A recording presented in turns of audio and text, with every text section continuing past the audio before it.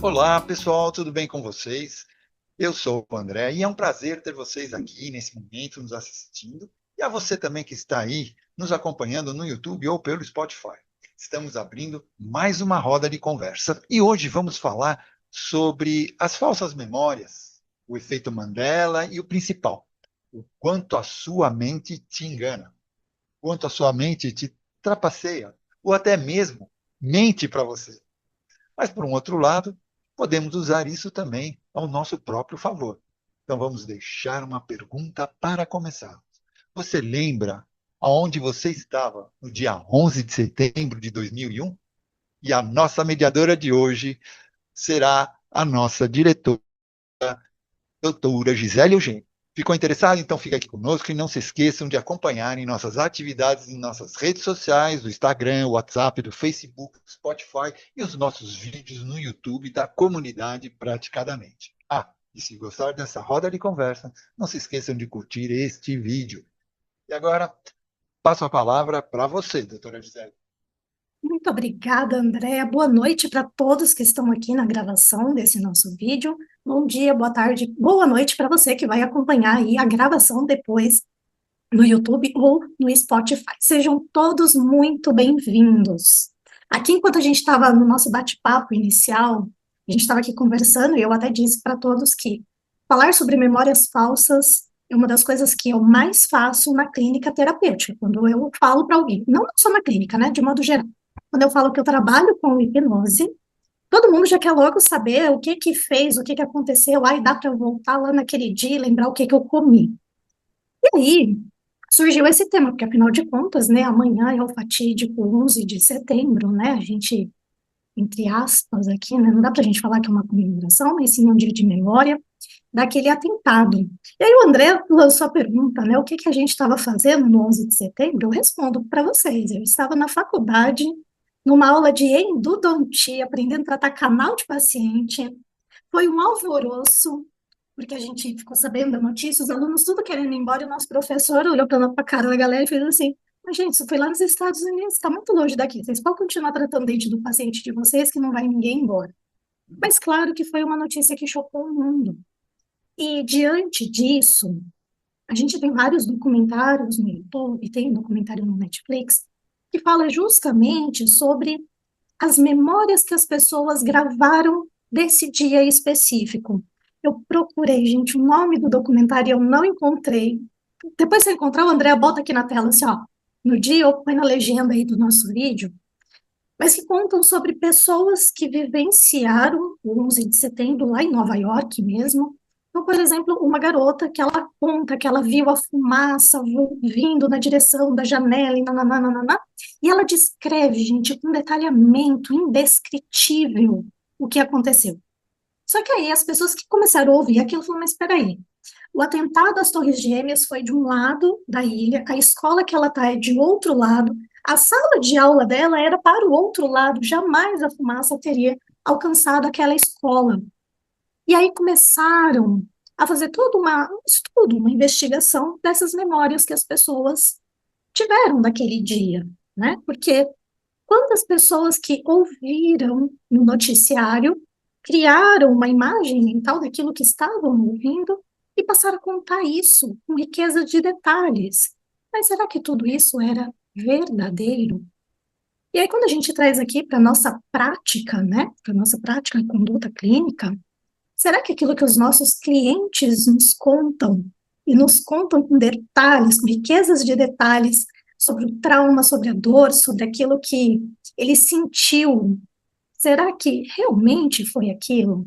Né? Então, quando a gente diz que a nossa mente mente, é sobre isso que a gente quer falar. E aqui eu quero ouvir um pouquinho de cada um. E eu já vou chamar a Lilian. Lilian, o que que você estava fazendo no dia 11 de setembro de 2000? Então, nesse dia, foi um dia que eu acordei mais tarde, eu ainda estava em casa. Eu não lembro o motivo, mas nesse dia eu sei que eu acordei mais tarde, estava em casa, eu sempre acordava muito cedo. Agora, eu achei interessante, porque aí você trouxe uma coisa, né, que nos faz lembrar que o que faz a gente guardar muitas coisas é o quê? É a emoção. A emoção, a forte emoção. Por isso que muita gente lembra do 11 de setembro, né? Por causa daquela forte emoção. E eu estava vendo um documentário semana passada que eu achei bem interessante, em que eles falavam nesse documentário que eles estavam fazendo uma pesquisa com esses equipamentos que mede frequências e não sei o quê, lá nessa região, e depois eles foram verificar que durante esse período que aconteceu, né, do 11 de setembro, os equipamentos tiveram assim, aumentaram de uma tal forma e aí eles foram analisar durante um período que ficou aquilo. Eles perceberam que a comoção das pessoas foi tanta que conseguiu afetar o estudo que eles estavam fazendo e desencadeou aí, inclusive, vários estudos com relação a uma quantidade grande de pessoas direcionada para um objetivo. Quanto isso influencia. E aí a gente tem vários estudos que eu não vou entrar no assunto agora, mas para você ver como a emoção ela nos move e como a emoção ela influencia no nosso corpo e na nossa vida. E a memória, a mente da gente, ela não consegue gravar tudo, porque já está provado que a memória não fica no cérebro, ele não tem capacidade de gravar tudo. E aí o que ele faz? Ele pega o que ele lembra aqui, o que lembra ali, e faz aquele Frankenstein, né? Né? E aí a gente fala do efeito Mandela, porque todo mundo achava que Mandela tinha morrido, a maioria das pessoas achavam que Mandela tinha morrido na prisão.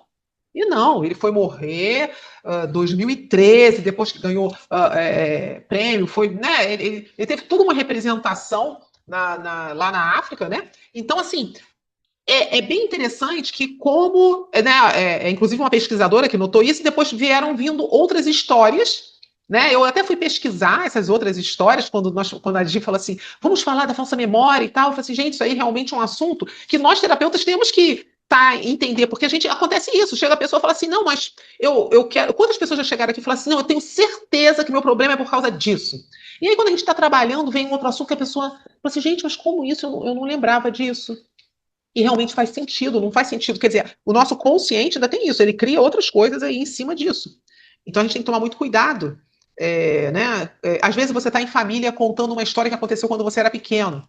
Aí cada um conta de um jeito. Não, foi isso, outro fala que é aquilo, porque cada um criou do seu jeito, né? Então, assim, é muito importante a gente entender esse assunto da memória, né? Da falsa memória. Tem gente que fica até ofendido quando fala que é falsa memória. Tem gente que acha, assim, você acha que eu não sei, né? E tem isso, né? Eu acredito que o Fernando Dias tenha bastante história com relação a isso também, porque eu sei que ele atende bastante gente. O que você diz, Fernando? Eu trabalho falando, né, sobre as emoções no aprendizado, porque eu, além de ser terapeuta, eu sou professor também, né? Então, no meu primeiro dia de aula, a primeira coisa que eu explico para os meus alunos é exatamente a necessidade de você estar. Aliás, hoje eu falei para os meus alunos do terceiro ano sobre a necessidade de você reforçar exatamente os conteúdos, né? Que você tem, eu gosto de subdividir em conteúdo A, B e C, onde você tem por nível de dificuldade, o que você tem mais facilidade, o que você é mais ou menos e aquele que você tem mais dificuldade. E qual é o objetivo disso aí? Não é você focar hoje, faltando 2 meses para o Enem, não é você focar naquele assunto que você tem mais dificuldade. Porque se você tem mais dificuldade, talvez você não consiga ter uma idealidade para fazer a prova naquele assunto. Então, o ideal é você pegar aquele assunto que você está mais ou menos e transformar ele naquele que você tem mais facilidade. E aí, sempre me perguntam, e como fazer, como aprender, como fazer com que a gente possa lembrar um pouco mais? Você tem 2 formas. Ou a ridicularização, que para o meio acadêmico eu não gosto muito, mas que às vezes funciona, né? Tem aquele aluno que gosta de correlacionar com a ridicularização, tudo aquilo que é ridículo a gente lembra. É por isso que eu sempre falo, olha, se você está dando a melhor aula do mundo e no meio você conta uma piada, daqui a 1 mês, quando ele vai fazer a prova, o que é que fica na mente dele? Daquela aula, a piada. A aula ele não vai lembrar nada, ele vai lembrar da piada, por quê? Porque mexe com a emoção. Então, tudo aquilo que gera um forte impacto emocional é fato. A pessoa vai conseguir lembrar com mais facilidade. E para você estudar, coloque emoção. Por isso que às vezes a pessoa chega e diz assim, coloca uma música, que, assim, não pode ser qualquer música. Como, por exemplo, eu vou estudar. Você vai colocar uma música que tenha o vocal? Não, tem que ser uma música instrumental. De preferência, uma música clássica, né? Que já está comprovado que mexe com um dos hemisférios aí do cérebro que facilitam o aprendizado. Então, vai colocar uma música, coloca uma música que seja agradável para você, agora que seja instrumental. Beleza, isso ajuda, ajuda. Você lembra com mais facilidade. Quando eu estava estudando as neurociências, né, eu estava exatamente querendo, porque muitos termos assim, que eu sabia que eu ia ter que utilizar depois, ia precisar depois, então foi que eu comecei a fazer. Eu gosto de música clássica, né? Então eu comecei a correlacionar os trechos, principalmente quando você vai ouvir a sinfonia, né? As sinfonias de Beethoven. E aí fica massa, porque você correlaciona uma coisa com outra e ajuda bastante na memorização. Aquela memorização mais permanente, porque você tem a memória temporária e a memória permanente. Então ajuda bastante. E Bem para interessante isso que você falou. Eu estudei muito por música clássica, sempre. Até hoje ainda. Exatamente. E assim, você coloca a música clássica em um volume que seja um volume agradável, que não atrapalhe também a sua concentração, pode ter certeza, isso aí não é Fernando que está dizendo, não. As neurociências já comprovam de que você tem muito mais facilidade de aprendizado. Isso é fato, certo? E com os clientes não tem para onde fugir, né? Como a Gi falou. Um cliente chega e começa a relatar algo para você na anamnese, né? Ele vai relatar várias situações. A gente só vai saber se aquilo ali ocorreu ou não, não sei se já aconteceu isso com vocês, que na anamnese o cliente chega e fala e com riqueza de detalhes um monte de coisa. No decorrer da terapia, na segunda, terceira sessão, a história já vai se distorcendo completamente. Ou seja, aquilo que tinha sido dito lá na anamnese já foi modificado. E tem uns que são cara de pau e diz: não, eu não disse antes porque eu não confiava, não sabia como era você, tinha que criar confiança antes. Que também acontece. Também acontece. Mas na grande maioria das vezes é coisa que foi inventada. Na verdade, o que veio ali na mente naquela hora, ele vai e relata. É isso que você falou, é bem interessante mesmo. O impacto que eles sentem quando passa, né, pela terapia, a fisionomia também, né, a Sim. emoção, tudo isso é gritante, né? Acontece mesmo, né? Mais Eu alguém acho que gostaria de. o que o Fala. Fernando falou em relação à emoção, eu acho não, eu tenho certeza. Isso interfere demais na sua memória e aquela memória que mente, né? Então, quando a emoção é forte, eu acho que a pessoa tende a ter a memória mais afiada em cima desse evento que passou. Então, por exemplo, o que a gente começou aqui falando do evento das Torres Gêmeas, né, de 2001, no dia 11 de setembro de 2001, quer dizer, eu acho que o impacto foi tão grande. Para mim foi bem grande, porque para mim foi assim, eu estava preocupadíssimo, porque meus filhos estavam na escola e a escola era do lado de um local americano. Então, quer dizer, eu falei, meu Deus do céu. E ligaram da escola dizendo, ó, é melhor você vir tirar seus filhos daqui. Ligaram para quase todos os pais. E não deu outra. Sair correndo para ir buscar os filhos. Então, quer dizer, isso daí é impactante. E a memória, eu acho que aí não falha. É importante a gente ressaltar, já Fernando, só que não Tranquilo? perdeu o fio, né? Nós vamos, de grosso modo, aprendermos de duas maneiras. A primeira por repetição, repete, faz, erra, né? Como que a gente aprendeu a andar? A gente ficou em pé, caiu, a gente deu um passinho, caiu, alguém segurou na mãozinha, então a gente foi repetindo aquilo. Escrever, a gente faz lá um caderno de caligrafia, nem sei se as crianças fazem caderno de caligrafia ainda, mas repete aquele monte de azinho no caderno até aprender, né? Então eu sempre falo para os meus clientes, terapia é aprendizado. Eu digo para eles, você não aprendeu a ler Dom Casmurro quando você nasceu. Você primeiro teve que aprender o B com A que faz o B, até que você chegou no Dom Casmurro. Então, calma, você vai chegar lá. Porém, contudo, conquanto, a segunda forma que nós temos de aprender algo é sobre forte impacto emocional, né? Que criança que não aprendeu com aquele não que uma mãe dá, um pai dá, com aquele olhar assim penetrante, que você entende que aquilo você definitivamente não deve fazer, né? Assim como a gente vai aprendendo com os traumas. E aí, quando a gente aprende com a emoção, o impacto emocional, é importante a gente salientar que o nosso aprendizado estará ligado a emoção que aquele evento gerou. Porque vamos supor, estamos falando aqui do negócio das Torres Gêmeas. Para algumas pessoas, aquele foi um aprendizado de pânico, de medo, de morte. Então, aquilo está ligado com aquela emoção que foi despertada e depois o sentimento, a nominalização da emoção. Para algumas pessoas foi de curiosidade. Então, ficou o impacto emocional da curiosidade de como que um avião é sequestrado, como que tudo aquilo aconteceu. Então, despertou um outro sentimento.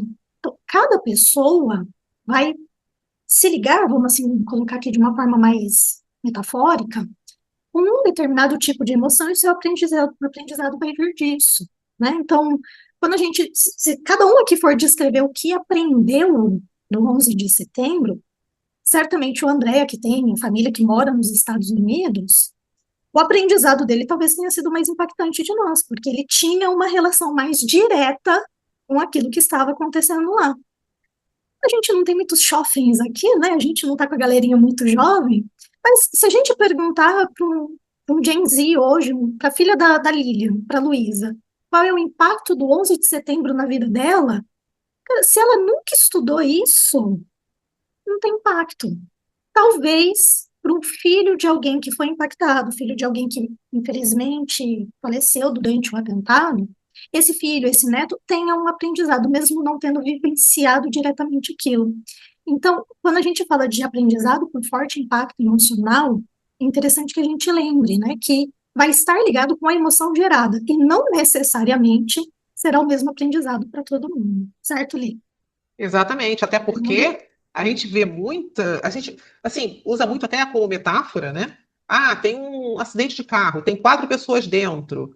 Cada pessoa vai ter um impacto com aquilo. Uma não vai querer entrar mais no carro, a outra não vai querer dirigir, a outra não vai estar nem aí. Então, é muito assim, depende da pessoa, né?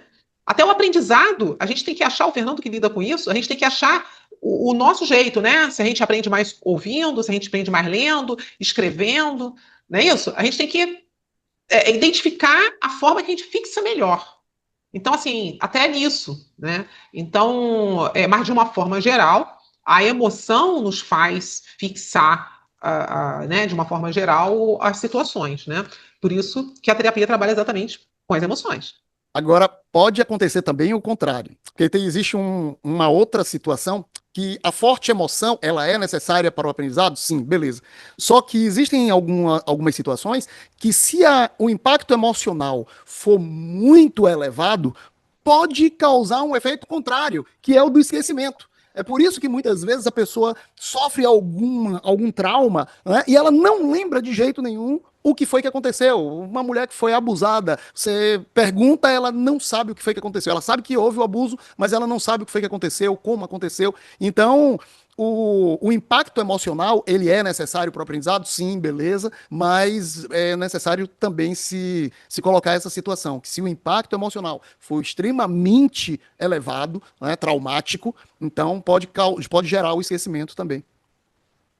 Ó, eu tava, como eu falei, eu tinha dado uma pesquisada e eu vi na internet que tem alguns exemplos culturais de efeito Mandela. Eu achei muito legal. Um é o monóculo Monopoly, que é um jogo, né? E que no jogo, o homem do banco imobiliário, ele não tem monóculo. Monóculo, para quem não sabe, é aquele óculos só de um lado, né? Só que, quando você vai ver na internet, as pessoas fizeram ele sempre com aquele monoclinho. Então, eu achei isso muito legal, inclusive. Deixa eu ver aqui. Deixa eu ver se o André para quem não sabe o que é. O nome do jogo é Monopoly Go. Isso! Sou viciado. Olha aí. Viciado nele. Vê se vocês conseguem ver que eu peguei na internet. Dá para ver? Uhum. Então, ele na caixa aqui, ele não tem monóculo, mas você acha, quando o pessoal vai falar e retratar, muitas pessoas colocam ele com monóculo. Não é legal isso? Né? Então, assim, eu achei interessante isso. E outro que eu também achei interessante o rabinho do Pikachu. Do Pikachu. O Pikachu também, que muitas pessoas acreditam que ele tem uma ponta preta na cauda, e na verdade não. Ele tem como é que é o nome? Um pedacinho marrom, né? E aí claro, é evidente que eu fui capturar um Pikachu por aí. Aqui ele, ó, o normal é esse aqui sem a ponta preta, só com marronzinho na base. E as pessoas sempre colocam. E olha que quando eu vi isso, você sabe que se me perguntasse, eu ia falar que ele tinha a ponta do rabo preto? E na verdade, não. No desenho, em todas as situações originais, ele não tem essa pontinha do rabo. Então, eu achei muito legal, né? E outra coisa, esse aí foi acho que eu. Pode ser que tenha mais, tá? Com relação, porque eu também gosto, né? É a fala do Darth Vader. A famosa frase, Luke, eu sou o seu pai, do Star Wars. Na verdade, ele não falou isso, ele falou, não, eu sou seu pai. Ele não falou Luke, não falou o nome do personagem. Então, assim, são assim que eu vi, né? Alguns exemplos culturais que tem na nossa. Como é que se diz? No nosso, na nossa cultura, na internet, na hora que as pessoas estão vendo lá filmes e desenhos, né? Acredito que deva ter muito mais, né? Inclusive, relacionado ao 11 de setembro, tem muito jovem, que era criança ainda na época, que relata que estava assistindo um desenho específico do Dragon Ball Z e o desenho foi interrompido para dar a notícia. Porém, o atentado, quando chegou para a gente aqui no Brasil, ele já foi dado mais no fim da manhã, então não era, não, mais o horário da TV Globinho, que era o programa da TV Globo que exibia desenho lá em 2001. Então, impossível que aquele desenho específico estivesse passando, mas foi algo impactante, assim como a gente tem diversos exemplos do efeito Mandela, que a gente considera como se fosse um surto coletivo, um monte de gente não ligadas, pessoas do mundo inteiro, que acreditam naquela informação, quando na verdade aquela informação nunca foi a verdadeira. O Monopoly, que é um exemplo de um jogo que ele é mundial, né? O Pikachu, que é um exemplo mundial, e o Darth Vader. E aí tem mais um que é o da, pra gente aqui, que aí é da tradução para o português, da, da bruxa, da Branca de Neve, que as pessoas dizem, né? Espelho, espelho meu, existe alguém mais bela do que eu. Nem no alemão original fala isso. É espelho mágico. É espelho Então, mágico. espelho, espelho, espelho É. meu. Mas pra gente, cara, é muito mais bonito a gente falar o espelho, espelho meu, né? Então, Uhum. virou uma verdade que não existe. Por isso que a gente diz que é um efeito Mandela, né? Que é esse Exatamente. surto coletivo. André, você lembra de mais? Eu lembro desse. Agora, eu vou te falar uma coisa, eu vou cortar o André só um minuto, que depois o André fala. É uma coisa interessante, é o seguinte, nós estamos falando aí dos relatos, né? Agora, que tem a ver com o efeito Mandela. Agora, eu não sei se o Irmo está podendo falar, o Irmo trabalha com hipnose não verbal. Ou seja, a pessoa não fala, assim, teoricamente, não sairia relatando nada. Mas ela tem a memória de ação, né? De corpo, corporal, né? Que é diferente, mas tem a memória corporal, né? Inclusive, a gente aprende que quando a pessoa está sob forte impacto, se você encosta no corpo dela, você cria âncora. Você cria a âncora daquela memória, né? E aí, quando a pessoa sentir de novo aquele toque ou aquele movimento, ela vai ter uma determinada reação, né? Isso, Li, é muito interessante da gente falar. Não sei se todos aqui já participaram de imersões de vivência emocional. Eu já participei de várias e geralmente ajudo como staff nas vivências que tem aqui em Campinas quando tem. Uma das orientações, principalmente quando a gente vai ajudar no processo dentro do salão, como, como anjo ou como staff, a gente recebe algumas orientações que, para mim, são extremamente importantes e válidas, que é não usar perfume. Então, a gente tem a nossa brincadeira interna assim, ó, desodorante pode, tá, gente? Por favor. E quem tem chulé pode usar tênis pé baruel, porque a gente fica descalço em muitos momentos dentro do salão, para não correr o risco de, sem querer, a gente pisar num treinando, né? Ou se Deus livre, a gente pisar, a gente tá descalço, o impacto é menor. Então, assim, não usar perfumes, não usar joias, não usar nada, que o André usa óculos. A não ser que o anjo precise muito do óculos, né, o Fernando? O seu Homero estão aqui, Marcinha também está de óculos aqui conosco. A não ser que precise muito do óculos, porque não enxerga nada. Se a pessoa conseguir enxergar um pouquinho, a gente fala até para tirar o óculos, porque às vezes ela abaixa e o óculos cai.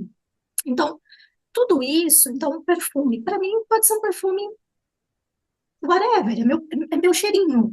Mas aí eu chego lá na Marcinha e uma pessoa, uma inimiga número um, mortal da vida dela, com quem talvez ela tivesse que estar lá no processo, passando por uma ressignificação, um perdão, eu chego com esse perfume lá perto dela e aquilo traz uma emoção negativa para ela, que foi o que nós falamos, né? O aprendizado pela emoção, cheiros, fisionomia, né?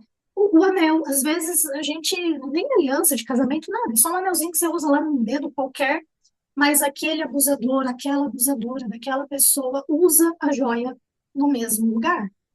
E aí, quando a gente toca nessa pessoa por qualquer razão, dispara essa âncora que a Lilian falou aqui, a gente teve um estudo, né, do corpo das marcas, né, do livro, e lá a gente entendeu plenamente, durante o nosso grupo de estudos, que o nosso corpo vai guardar memórias de eventos não só traumáticos, né, gente? De eventos bons também. A gente guarda memórias boas nos nossos corpos também, né? A gente tá aqui falando de trauma e tudo mais, mas vamos lembrar que coisas boas também acontecem. Só que quando a gente está passando num processo terapêutico, se eu disparar uma âncora boa, beijo, né, gente? Maravilhoso. Porém, se eu disparo uma âncora que agora é limitante para aquele meu cliente, eu posso estar causando alguma dor ali nele, né? Então, a gente tem cheiros, perfumes que a gente tá. Nesses treinamentos, a gente costuma falar assim: ó, quem gosta de fumar, evita. Porque o cheiro de cigarro é uma âncora, até para quem não tem problema nenhum, é uma âncora, né? Então, a gente sempre fala isso, porque são tipo, perfumes, cigarros, cheiros, joias, forma de pegar, porque um pega de uma forma mais, né, fofinha, mais carinhosa, outros já pegam mais firme, e às vezes essa firmeza. Então, sempre a gente precisa ter esse cuidado, porque a gente não sabe qual é a memória emocional desse cliente. A história que ele vai contar, provavelmente é só a história que ele está contando. É a história que fez sentido para ele gravar aquela memória. Mas a memória do que aconteceu, da dor, essa é real. E ele não precisa me contar essa história. Eu brinco muito em terapia, quem já passou em um processo de hipnose comigo sabe, que eu digo sempre para o cliente assim, vamos supor que eu vou fazer uma ressignificação na cadeira do perdão, eu digo assim, você pode falar em voz alta, você pode falar baixinho, ou você pode falar só na sua cabeça. Eu não preciso da fofoca terapêutica, desde que você resolva isso que você está se propondo resolver. Porque o que ela vai falar, a nova história que ela vai contar é o novo aprendizado. Então, isso é o que fica, né? O Irmo, que faz a hipnose não verbal, ali, ele faz hipnose não verbal também, tirando aquelas couraças ali do cliente, o que importa é a nova história que ele vai contar a partir daqui. Que também não é uma história real, gente. A gente está sempre refazendo as nossas histórias, né? A gente vai ressignificando, dando novos significados. Por isso que lá no texto, quando a gente escreveu, né, a nossa mente mente, mas a gente pode usar esse artifício para o bem. Porque agora eu posso contar uma nova história. Eu posso olhar para aquele trauma lá do passado, para aquilo que aconteceu, e aquilo que aconteceu, realidade objetiva, palpável, cheirável, ela não vai mudar. Porém, o significado que eu dei para aquilo eu posso mudar. Eu posso, a partir daqui, contar uma nova história que faça sentido para mim. Então, quando o cliente ele faz, por exemplo, uma ressignificação de perdão, que eu acho que é o que eu mais faço na clínica, são ressignificações de perdão. Não necessariamente uma pessoa específica, tá? Às vezes a pessoa precisa perdoar a doença com a qual ela convive. E eu boto meu cliente para bater um papo lá com a doença dele, tá tudo certo, porque ele precisa ressignificar aquela história dele. Então, quando ele passa a contar uma nova história, ele também passa a ter agora novos aprendizados. Porque a gente está fazendo isso com emoção. Dentro da terapia, a gente está fazendo isso com emoção. Então, por que que eu não posso agora contar, né, um surto pessoal, uma nova história ressignificada? Fernando, bora lá, que você tinha aberto o microfone. Me perdi agora. Não lembro mais, não. Ah, não, sim. Quando fala dos toques, né? Uma das coisas que a gente geralmente recomenda em casos de pessoas que têm uma abreação. A gente está fazendo alguma coisa e tem gente que tá no início ali, tá começando a trabalhar com hipnose e tudo mais, aí vê uma abreação, aí vai acolher a pessoa, aí quer pegar, tocar na pessoa, e aí você tá piorando mais ainda a situação, né? No caso de abreação, você não encosta na pessoa. Eu sou tão radical em relação a toques em clientes que eu não toco. Não toco no meu cliente em nenhum momento. Ele chega, oi, bom dia, boa tarde, boa noite, senta ali no sofá, ele está sentado lá no sofá, eu estou sentado na frente dele, ao lado, na verdade, ele de frente, né? E o tempo inteiro, assim, eu não toco nele em nenhum momento. Ah, mas e aí, quando você vai fazer? Dave Elman, você não faz o teste? Não, não faço o teste. Não precisa fazer teste.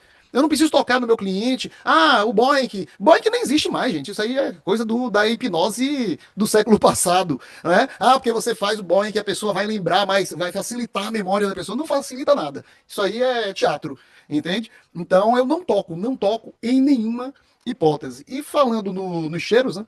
Eu tive um cliente que a gente resolveu, entre aspas, né? Uma situação que ele vivia de tristeza. Não chegava a ser depressão, ele não estava em depressão, mas ele estava com uma tristeza muito grande por causa de algumas coisas que aconteceram na vida dele. E eu falava para ele: vem cá, vamos lá, por que a gente viver esse momento? Qual foi o momento? Me cite aí alguns momentos felizes de sua vida. E ele dizia: cara, eu só me lembro da minha infância. E mais específico mesmo, que eu me lembro, é do jardim de infância. Aí quando ele falou do jardim de infância, aí eu já sei o que é que eu vou trazer na próxima sessão. Aí eu levei massa de modelar. E ele lá, com os olhos fechados, já porque assim, eu trabalho com hipnose, eu trabalho com terapia, eu faço psicanálise, e no final da sessão é que eu vou utilizar a hipnose para poder reforçar a psicoeducação que foi dada naquele momento. Então é assim que eu trabalho com hipnose. Eu digo, olha, quem só sabe hipnose não sabe nada. Isso é uma coisa que uma frase que eu sempre trago, porque não adianta você saber hipnose, sim, daí, qual é a abordagem terapêutica que você está utilizando? Então, a hipnose, para mim, é só uma ferramenta que eu utilizo no final da sessão. E aí, ele lá em hipnose e tal, aí a gente foi fazendo. Não foi uma regressão, mas ele foi fazendo. Eu fui dando umas metáforazinhas para ele, e para ele poder resgatar aquele momento de felicidade e tal. E aí eu cheguei, quando ele estava naquele momento, eu falei, né? Lembra daquele momento que você estava lá no jardim de infância e tal? Aí eu peguei uma massa de modelar e coloquei próximo ao nariz dele. Ele, rapaz, esse cara chorou de felicidade, o choro mesmo, o compulsivo de felicidade. Cara, eu tô me lembrando da Pitusquinha, que era eu sem saber, né, o que era Pitusquinha, ele falando Pitusquinha, Pitusquinha, eu tô pensando que era uma pessoa, né, que ele chamava. E aí, pô, eu tô lembrando de Pitusquinha, tal, isso, aquilo, isso, e aí eu fortalecendo tudo aquilo, depois eu fui saber que Pitusquinha foi a primeira escola dele, onde ele lembra de detalhes, ele lembrava de riqueza de detalhes, e o cheiro da massa de modelar despertou tudo aquilo, né? Aquela lembrança, tal, isso, aquilo, pô, ótimo. Ele disse que eram dois cheiros que ele lembra, né? Que ele tem uma memória olfativa, né? E emotiva muito grande, que é a massa de modelar e aquele lápis de cera. Que ele chegou e disse: pô, me lembrei, você colocou. Se você trouxesse o lápis de cera, eu ia lembrar mais ainda, porque era o que eu mais usava em casa, tal. Mas é importante. Eu tive uma certa dificuldade, porque assim, eu sou amante de perfume, né? Eu amo perfume, eu tenho coleção de perfume. Então, pô, para eu andar sem perfume era complicado. Então, quando eu vou atender um cliente após a minha aula, porque, por exemplo, dia de terça e quarta eu dou aula até 2h40. Então, eu já vi que eu posso atender um cliente a partir das 3 horas. E aí, pô, eu vou dar aula, eu tô perfumado, não tem para onde fugir. Então, eu sempre tenho esse cuidado, né? Passei a ter esse cuidado de chegar, pô, saio do colégio, pô, eu vou lá, passo uma água no pescoço, tal. Não, assim, a roupa ainda fica, né? Mas não é aquele negócio muito forte, né? Mas é importante realmente a gente se livrar dos cheiros, né? Até Cheiro porque o principalmente. cheiro é uma das memórias mais assim Mas isso. atuantes no cérebro da gente, né? Aham. É o Cheiro de cheiro, né? chiclete. É. Velho, cheiro de não tem como. Eu só me lembro da minha adolescência, cara. Eu era viciado em chiclete. Hoje eu não suporto chiclete. Mas na minha adolescência, o Mario era amante de chiclete. Eu nunca fui muito fã de chiclete, não. Mas o cheiro do outro não tem quem. É inconfundível, né? O cheiro de Dos cinco, chiclete e tal. boa noite a Boa todos. noite, boa noite. Dos cinco sentidos, né, o olfato é o que entra direto e acessa direto a parte límbica, né? Principalmente a parte mais primitiva do nosso cérebro. Tanto é que você pode alterar toda a percepção de uma pessoa, que nem o cheiro de fezes de bebê é muito interessante, porque ele traz uma sensação para qualquer ser humano adulto, assim. Você conseguir um pouquinho e colocar perto, você vê a reação imediata ali. O engraçado que você falou, para a criança é um cheiro que ela normalmente até já passou no rosto, já, já brincou, né? Então, realmente, chama bastante atenção, né, André? Não, às vezes você até identifica qual é a criança, pelo cheiro. Você sabe que eu tive uma experiência bem interessante com cheiros, né? Eu uso muito óleos essenciais. E teve um cliente que e a esposa, né? A esposa estava participando da sessão, eles fazem a sessão conjunta, né? E chegou em dado momento, ele começou a convulsionar e começou a torcer as mãos e começou a vir com gestos, um som gutural típico de quem vai incorporar. Para mim não tem problema, mas a esposa dele, né, poderia assustar e tudo mais. E eu tava com aquele spray de pum, não sei se vocês sabem, é um sprayzinho que imita o pum. Eu peguei o spray de pum e perto do rosto dele. Gente, ele desincorporou na hora, começou que cheiro horrível, que cheiro horrível.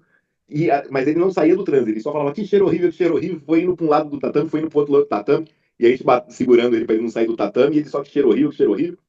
Aí quando voltou do transe, ele falou, que é isso? Eu falei, ué, você não tava fazendo a gente se cagar de medo? Vai sentindo o cheiro. Fato é, existem cheiros que eles serão universais. Eles serão reconhecidos, se não por todos, por muitas pessoas, né? O famoso cheirinho de alfazema, que é aquele cheirinho de vó. Porque antigamente, e para mim é cheirinho de vó, tá, gente? Porque minha avó usava o perfume aquele da alfazema, da mulherzinha, com o balãozinho na cabeça, que você compra lá. Alfazema suíça. Exatamente, é cheirinho de vó. Então, claro que aí a gente está falando agora de um surto coletivo de perfumes da gente aqui no Brasil, né? Não sei se lá fora existe esse mesmo perfume. Porém, existem cheiros que são icônicos, né? O famoso Chanel número 5, né? Muita gente conhece. Se não, o aroma dele, a marca. Você falou que a pessoa cheira Chanel número 5, você já imagina uma pessoa. Você pode nunca nem ter sentido o cheiro do perfume, mas você já imagina. Então, isso que o Irma falou, né? Os aromas, os perfumes, os cheiros, eles trazem uma memória muito rápida para a gente, para quem trabalha principalmente com aromaterapia, é importante, e lembrando, gente, que aromaterapia mesmo, nós estamos falando de uma droga, né? Porque a gente está mexendo com o sistema olfativo, o sistema nervoso olfativo desse nosso cliente. Então, eu diria que é bom a gente sempre estar pelo menos dando uma estudadinha. Eu sempre lembro da Simone Ribeiro, um dia falando pra gente aqui, né? Tem gente que mistura alho com bugalho e acha que tá dando bom, né? E aí, no fim das contas, você tá dando muito ruim no cliente, porque são coisas que são contrárias para aquele cliente. Então, eu gosto sempre que a gente está fazendo aqui uma live que fica aberta no YouTube, então por isso que fica aqui esse avisinho assim, né? A gente está mexendo na terapia, então, se vocês quiserem, eu tenho amigas que dão aula de aromaterapia, gente. Eu tenho vontade de trazê-las aqui para dar aula para gente. A Marcinha colocou aqui, né? Que ela teve um terapeuta cujo cheiro, né, o perfume que ele usava sufocava ela, que era uma essência que colocavam na clínica e ela prendia a respiração, que com certeza quebrava a conexão. Porque um cheiro forte, ele pode ser usado para quebra de estado, que foi o que o Irmo fez aqui com o cliente dele. Ele usou um cheiro iconicamente ruim para quebrar o estado parcial, não total, mas daquele cliente. Então, fica até aqui a dica, né? Quando a gente vai ter cheirinhos na clínica, e aqui eu vou contar uma coisa para vocês darem risada, né? Porque lá no nosso consultório odontológico a gente tem cheirinho de lavanda recepção, não sei o quê. Aí minha mãe foi ao consultório e fez assim, nossa, esse cheirinho é muito bom. Eu falei assim, é um cheirinho de lavanda, tal, né? Aí minha mãe comprou o mesmo cheiro. Então, o meu escritório aqui tem o cheiro do consultório, que tem cheiro de lavanda. Aí eu falo pra minha mãe assim, eu saio do trabalho pra casa e eu continuo sentindo o mesmo cheiro. Aí é engraçado, porque a parte da frente da casa tem um cheiro, que é de bambu, que é um cheiro completamente diferente, e o escritório tem cheiro de lavanda. Então, qual que é a minha o significado que eu dei na mente? Manda Ambiente de trabalho. trabalho. Ambiente de trabalho. Entra no Ainda, escritório. Ainda bem que ela não botou o cheirinho no banheiro, porque senão você ia pro trabalho e falar, ai meu Deus, tá cheirando o banheiro. Eu ia querer trabalhar no banheiro, o que podia ser pior. Eu sou Não, hiper flexível com banho. o pior Ah, é que isso acontece mesmo, é Muito, bem... gente. eu sou hiper flexível com cheiro. Eu enjoo muito fácil. Então aqui variar é, sabe? É, Pra assim, mim, cheiro é complicado. São duas coisas que eu tenho muito cuidado em clínica. Aliás, a gente sempre tem que ter o máximo de cuidado e na anamnese as perguntas elas têm que estar bem definidas. Por exemplo, cheiro é uma delas, joia. Mas o cheiro você não tem como perguntar em uma anamnese, então você tem que evitar mesmo, tá? Mas uma outra coisa que eu vejo muita gente utilizar e que, por exemplo, já tive clientes e comigo não funciona de jeito nenhum, é músicas, aquelas músicas tipo Kitaro, um monte de sinozinho, água caindo, velho, isso me dá um nervoso. Eu fui para uma terapeuta, né? Que gostava, adorava colocar isso. Eu, pelo amor de Deus, desliga esse diabo que eu não tô aguentando mais. Porque era o tempo inteiro e às vezes quando ficava aquele silêncio, né? Aquele momento de reflexão e aquele negócio, rapaz, eu não conseguia me concentrar de jeito nenhum. ô, Fernando, não é porque, olha só, sabe o que que eu reparo? As pessoas que usam música, eu até gosto de música, som Eu ambiente e gosto, tal. é isso que eu Mas falo. o problema é que as pessoas colocam muito alto. Mas Não é não é, isso? não, Deve comigo ser não é. bem baixinho, porque eu acho sempre que eu vou em alguma situação, eu acho tudo muito alto. Eu acho que você, para ouvir, você tem que ficar se concentrando para ouvir a voz da pessoa. Sim, Porque sim, o sim. som tá alto, porque se o som estiver bem baixinho, você não precisa se concentrar para ouvir a voz da pessoa, não é isso? Eu Mas acho. comigo não, Lilian. Olha, assim, era um sonzinho, aquele sonzinho longe e tal, mas que incomodava, que parecia que era um trio elétrico na minha cabeça. E É. eu já tive um cliente que também falou isso, né? Vem cá, você não vai usar musiquinha. Oi? Oi, Irma, Oi? tá falando? Não. Ah, porque veio o som teu, eu achei que você Ah, era. Ó, aí, quietinho. aí ele chegou e me perguntou: vem cá, você não é daquele cara que vai ficar colocando aquelas musicazinhas e tal? Eu cheguei, não, não se preocupe não, que aqui nem música a gente tem. Não tem nem sistema de som aqui na clínica. E aí, pronto. Mas, assim, são determinadas situações e lógico que cada um vai ter. Eu já conheço gente que adora, né? Mas quanto mais a gente puder evitar, melhor. O ideal é perguntar, na verdade, né? Se É, você na tem a anamnese pra música, perguntar, né? se você tem a música, tem o som ambiente e tal, você pergunta, olha, não precisa nem ser anamnese, vem cá, a música te incomoda? A pessoa vai dizer, Então, gente, entende? sabe, o que vocês estão relatando é muito interessante, porque durante o estado alterado de consciência, a pessoa ganha acuidade auditiva, né? A hipersinestesia não é só tátil, ela é visual também, então luz muito forte também atrapalha, mesmo de olho fechado, e o som. A acuidade sonora, que nem eu tenho pessoas que ouvem do outro lado da rua, que as pessoas estão conversando no ponto de ônibus fora do meu consultório, do outro lado da rua, que eu mesmo lá dentro não estou ouvindo.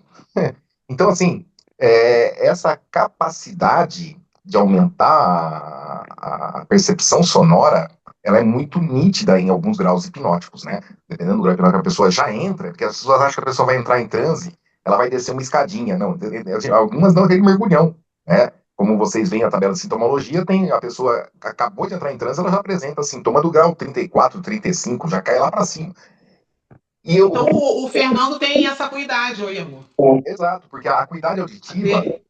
a partir do momento que você entra nesse estado alterado, porque ela tá lá no começo, né? Então, assim, acho que é nível 15, 16, se eu não me engano. Então, assim, imagina, se a pessoa já mergulha no 30 e pouco para baixo, ela já passou da acuidade auditiva. Então, assim, o som vai bom, né? É como se ela caísse um megafone no ouvido dela. Eu fico imaginando, o Fernando deve ser aquele que o ouvido faz. Exatamente. Parece chiclete com banana tocando aqui no pé do meu ouvido, eu colado com o ouvido no trio. Eu sou assim com cheiro. Para você ter uma ideia, eu deito e durmo com uma beleza. Se você botar um cheiro de perfume, café, qualquer coisa, vai me acordar. O mais fraco que seja. Agora, barulho, claridade, essas coisas não me acordam. Agora, cheiro, nossa. Gente, eu tive uma experiência, vocês falando isso, eu tive uma experiência quando eu tomei ayahuasca, acho que a segunda vez, eu tava deitado quietinho lá, tal. E o som, né, aqueles sons tribais lá, né, que eles colocam, né, da Amazônia, comendo alto, né? E eu lá, viajando na maionese, lá, de repente, começou um chocalho, mas eu dei um pulo da cama, porque eu achei que o cara tava chacoalhando no meu ouvido. E não tinha ninguém do meu lado. Mas a impressão que eu tinha é que ele tava no meu ouvido fazendo aquele chacoalho. Teu ouvido, então, também é sensível. Mas eu acho que cada um tem uma sensibilidade, né? Sim, gente, Maior. Marcinha trouxe aqui, já que nós estamos falando de âncoras e, assim, de coisas coletivas, né? A Marcinha nos lembrou aqui, por exemplo, da chamadinha da Rede Globo, né? Do plantão da Rede Globo, Quem não conhece, né? que assim, ela não é só de coisas desagradáveis, ela também serve para notícias muito boas. Mas vamos combinar aqui que O notícia coração muito boa, dispara quando a gente ouve. a notícia muito boa é muito rara também, né? Normalmente eles param a programação, independente do que estiver passando, para ver lá com a musiquinha do tan, tan, tan, tan, tan, tan, tan, para dar notícia de Ai, desgraça. ai, já doeu. Aonde você estiver na casa, no trabalho, tu para ouvir, para olhar para a televisão, para saber quem morreu. Que desgraça que aconteceu no mundo, porque é o plantão da Globo, né? Recente eu estava, né, dos cursos do ISAF, e aí o professor ele solta esses sons característicos, né, sons âncoras de muita gente. E ele soltou um som. Eu fiquei parada assim, eu olhei para o lado, eu falei assim, essa é novidade. Na minha época não tinha esse som, né, na aula. E ele soltou uma, soltou duas, soltou três vezes, e a galera era o barulho da Netflix. Aquele tantão, na hora que abre a Tudum, Netflix. Que eu Terrível aquele olhei, barulho. Eu não gosto muito, não. eu nunca tinha reparado. Eu passei a reparar no barulho depois dessa aula, porque para mim não é algo impactante de alguma maneira, nem pro bom nem pro ruim, né? E aí o que que acontece? Sempre a gente vai ter essas memórias que para uns pegam mais, e aí foi engraçado que ele solta a musiquinha, pra gente assim, que é um pouquinho mais experiente de vida, ele solta a musiquinha, nós falamos o seguinte, comercial da Marlboro. Os mais jovens, Beto Carreiro. E a turma de alunos era tudo jovem. Essa molecadinha de 20 e poucos, 30, 20 e muitos, 30 e poucos, né? Aí todo mundo assim, Beto Carreiro. O professor olhou pra nossa cara lá no fundo, os velhos, né? Ele fez assim, não era bem Beto Carreiro, não. Aí a gente lá no fundo, assim, eles chamaram a gente de velho, né? Que é pra gente comercial do Marlboro. Mas, gente, a molecadinha de hoje não tem mais propaganda de cigarro na televisão. É, A filha da Lília não tem a menor não ideia pegou. de que é Marlboro, comercial da Marlboro, né? A filha da Lisiane, a Valentina, menor ideia. Para nós, a gente vai associar a algo, que é o som do Marlboro, porque nós víamos isso na televisão. E tem alguns que também nunca viram propaganda do Beto Carreiro, que o Marcinho até bateu o chicotinho ali no chão. Tem gente que nunca nem viu propaganda do Beto Carreiro, porque cá pra nós tem muitos anos que eu não vejo propaganda do Beto Carreiro. Ô, Gi, e uma outra coisa que tem que ser levada em conta. Gente, o 11 de setembro foi em 2001. Então, olha o tempo. Vai ter muitas pessoas, agora, né, já está tendo, a gente fala, a pessoa não tem noção do impacto, né? Elas não viveram isso, né? 20, o quê? 24 anos, né? 24. Tão pouco da pandemia, gente. É, Existem crianças que não têm ideia do que foi a pandemia. é E verdade. nós estamos falando de um evento de apenas 5 anos. A Valentina, uma criança de Não 6 tem- anos, ela não tem a menor ideia, 6, 7, né, Lizzie? Ela não tem a menor ideia do que foi o impacto da pandemia que nós aqui tivemos. Uhum. Então, percebam, né, que a vida vai fluindo. 7 anos. Ela estava com 2 aninhos, ela ainda não tinha maturidade para entender Para o que entender, estava é verdade. acontecendo. Então, talvez a memória que a Valentina daqui a uns anos tenha da pandemia é uma memória muito boa, porque a mamãe estava em casa, as tias vinham mais em casa. Pode ser que essas crianças tenham essa memória. Porém, para nós, tá, ela lembra que só ficava em casa. Então, pode ser que nem seja uma memória tão impactante. quanto para nós, que tivemos nossas vidas impactadas, né? Não poder sair na rua, não poder visitar ninguém, não poder ir na casa do avô, da avó. Gente, isso daqui, nós nascemos frutos da pandemia. É Se, verdade. se não fosse a pandemia, a comunidade praticamente Praticamente. não existiria. Somos frutos da pandemia, né? Ainda resistimos depois da pandemia, porque na verdade agora está híbrido. Então, a gente tem muita atividade no ao vivo e a cores, e a gente teve que dividir a terapia. A gente atende presencial e online. Eu atendo presencial e online ainda. Tem época que tem mais online, tem época que tem mais presencial, e, né? Então, nós somos frutos desse momento que também foi uma musiquinha da Globo em algum momento, dizendo que a partir daquele ponto todo mundo tinha que ficar em casa.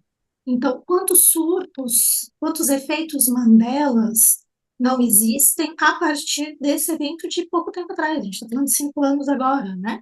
Que 2020. Então, quantas pessoas, por exemplo, a famigerada, aquela imagem do Papa Francisco andando lá no Vaticano. A pessoa vai ter uma memória diferente daquele momento. Por que que nós estamos falando sobre memórias falsas? E eu já estou indo para o fim da nossa live aqui. Nosso papo está maravilhoso, adorei essa nossa roda de conversa. A gente precisa acabar, né? E aí, se fosse no programa do Jô, as pessoas falariam assim: ah, mas a gente não está no programa do Jô. Então a gente vai encerrando aqui, ó. São as características que nós estávamos falando. As nossas memórias, elas não serão sempre pautadas em realidade objetiva, elas serão sim, muitas vezes, pautadas na memória, na realidade, perdão, na realidade subjetiva, que é aquela interpretação que fizemos do que aconteceu. Né? Realidade objetiva, aquilo que todo mundo vai ver, todos nós aqui vamos ver uma mesma imagem, todos nós vamos ouvir um mesmo som, porém, contudo, enquanto cada um interpretará isso da maneira interna, pautado também nas nossas experiências de vida.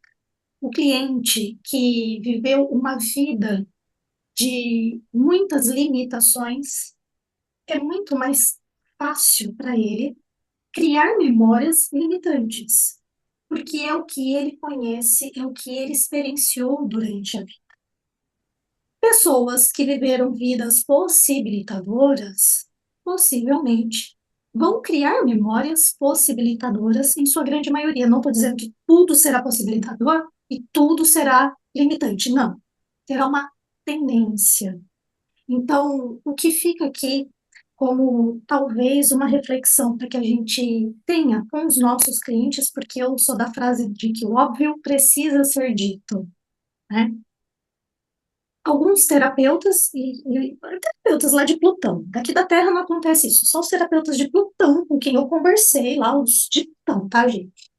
Às vezes se apegam à história que o cliente está contando e se compadecem daquilo e entram nessa vitimização do cliente, bem como das pessoas que não são especiais também. Então, e das nossas próprias histórias. Lembra? Nossa mente, ela engana a gente. Nós também teremos imagens, sons, significados que talvez não sejam pautados só na realidade objetiva, estará pautado também na subjetiva, na nossa interpretação. Então, aqui, que a gente possa refletir sempre sobre aquilo que nós estamos pensando e, a partir do pensamento, gerando um sentimento, gerando uma ação depois disso. Será que está sendo pautado em algo possibilitador? Eu vou chamar de positivo, tá, gente? Vou chamar de possibilitador. Ou está pautado em cima de uma dor, de algo limitante, né? Que a gente, a partir de agora, possa ter esse olhar para si e ajudar os nossos clientes também terem esse olhar. E aqui eu vou agradecer a cada um que participou, alguns que participaram no chat, Fernando, Irmo, que abriram o microfone aqui para colaborar conosco, seu Homero, que está aqui nos ouvindo, Elisiane, muito obrigada pela presença de todos vocês. Nos vemos na semana que vem, nossa próxima live, a gente vai falar sobre o Setembro Amarelo, que também é uma data muito importante, um mês muito importante de atenção, que a gente não pode não deixar de falar isso. Agradeço a todos e, Andréia, com você. Ok. Bom, pessoal, estamos encerrando essa nossa roda de conversa sensacional. E espero que vocês não tenham memórias falsas, mas é claro que se essa roda de conversa trouxe alguma emoção ou impactou você, você vai lembrar dela sem as memórias falsas. E em nome do Praticadamente, agradecemos imensamente a todos que estão aqui presentes ao vivo, a nossa mediadora de hoje, a doutora Gisele Eugênio, e a todos que estão aqui presentes. E para você que está assistindo essa gravação dessa aula, eu lhe convido a interagir deixando seus comentários, sugestões e feedbacks, porque isso é muito importante para que possamos melhorar e trazer o melhor conteúdo para vocês. Não se esqueçam de curtir e assim juntos podemos fazer a diferença e transformar a vida das pessoas. Vamos nos despedindo e a gente se encontra na nossa próxima roda de conversa do Praticadamente. Até lá, pessoal!